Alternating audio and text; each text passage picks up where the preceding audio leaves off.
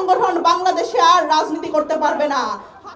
আমরা দেখলাম আমাদের খুবই প্রিয় একজন আপা, যিনি দীর্ঘদিন বিএনপির রাজনীতি করেছেন, জনাব রুমিন ফারহানা আপা, তিনি এমপি। তিনি একটা কথা, বেফাস একটা কথা বললেন। তিনি বললেন, ডানপন্থীর উত্থান যদি হইতো, এটা যদি আমরা জানতাম যে এই 24 জুলাই আন্দোলনে ডানপন্থীর উত্থান হবে, তাইলে আমরা 24 আন্দোলন করতাম না, আমরা রাস্তায় নামতাম না। ডানপন্থীর উত্থান মানে কি? এই গত 15 বছর আওয়ামী লীগ সরকার যেইভাবে করে এই আমার দাড়ি টুপিওয়ালা ভাইদের, এই কওমি মাদ্রাসার ভাইদের বা মাদ্রাসার পড়ার ভাইদের, তাদের যেভাবে করে রাজনৈতিকভাবে হত্যাযোগ্য করে তুলছে, এই 15 বছর যে দমন পীড়ন চালিয়েছে, সেই দমন পীড়নের রাজনীতি কি আবার তারা ফিরিয়ে আনতে চায়? এটা আমাদের প্রশ্ন।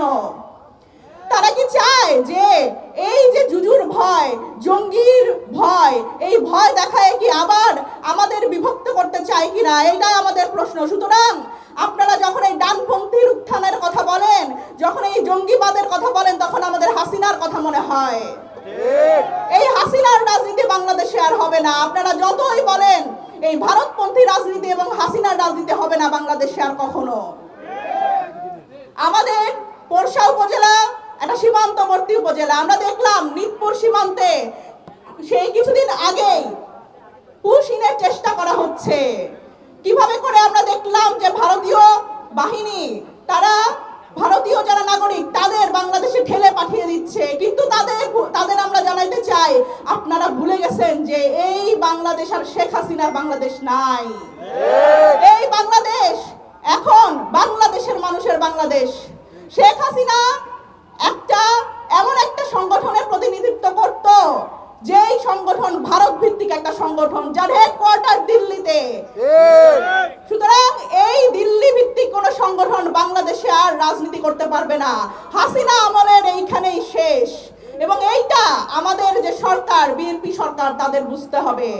আমরা দুঃখজনক হলেও সত্য যে আমরা দেখতেছি যে ফ্যাসিবাদী যেই পক্ষ, যেই ফ্যাসিস্টকে আমরা এই বাংলাদেশ থেকে হটিয়েছি, তাদের যেই দোসররা ছাত্র হত্যা এবং বাংলাদেশে গত 15 বছর দমন পীড়নের সাথে যারা যুক্ত, তাদের কিন্তু আমরা আবার উপজেলায় দেখতে পাচ্ছি। উপজেলা চেয়ারম্যানরা আবার ফিরে আসছে, ইউনিয়ন চেয়ারম্যানরা আবার ফিরে আসছে, কিন্তু আমরা দেখছি যে প্রশাসনের কোনো হেলদোল নাই। আমরা জানতে চাই এই কোন সমঝোতার রাজনীতি বিএনপি করতেছে, যে এলাকায় আবার আওয়ামী লীগ পুনর্বাসন করতেছে। আমাদের যারা জুলাই আন্দোলনে আমাদের যে ভাইরা লড়াই করেছে, যারা শহীদ হয়েছে, যারা আহত হয়েছে, তারা আবার সেই শঙ্কার মধ্যে পড়ে গেছে। সুতরাং আমাদের যারা প্রশাসন, পুলিশের ভাইরা আছেন, তাদের আমরা অনুরোধ জানাতে চাই, সেটা হচ্ছে আপনারা পেশাদারিত্ব বজায় রাখেন, আপনারা কোনো নেগোসিয়েশনে যায়েন না। আমরা বিশ্বাস করতে চাই আমাদের পুলিশ ভাইরা 5 আগস্টের আগে যেরকম সরকারের দাবেদারি করতে হয়েছে, ছাত্রদের উপর গুলি করতে হয়েছে, সেই বাংলাদেশ তারাও আর চায় না। তারাও চায় না আমাদের সাধারণ মানুষের সাথে দূরত্ব সৃষ্টি করতে। সুতরাং আপনাদের বলি, আপনারা মানবিক পুলিশ হন, আপনারা মানবিক প্রশাসন হন, আপনারা জনগণের বন্ধু হন। আমরা মনে করি 5 আগস্ট পরবর্তী প্রশাসন পুলিশ, জনগণের প্রশাসন পুলিশ। সুতরাং আমরা নিজেদের মধ্যে আর বিভক্তি চাই না। আমরা পোরশা উপজেলায় যাকে চেয়ারম্যান পদপ্রার্থী হিসেবে আমরা মনোনীত করেছি, দেখেন আপনারা বলেন যে কোথায় এনসিপির নতুন রাজনৈতিক বন্দোবস্ত?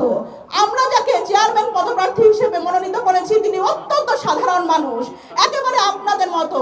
সুতরাং এখানে তার অনেক কোটি কোটি টাকার ব্যবসা নাই, সে কোটিপতি না, সে লাখপতি না, সে একেবারে সাধারণ মানুষ। এবং আমরা চাই সাধারণ মানুষের মধ্যে থেকে নেতৃত্ব গড়ে উঠবে।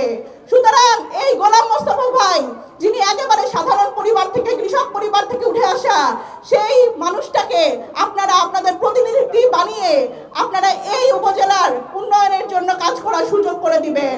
এবং আপনারা এই সাধারণ মানুষের মধ্যে থেকে আপনারা আমাদের সাথে থাকবেন, যাতে আমরা এই সাধারণ মানুষের মধ্যে থেকে নেতৃত্ব গড়ে তুলতে পারি।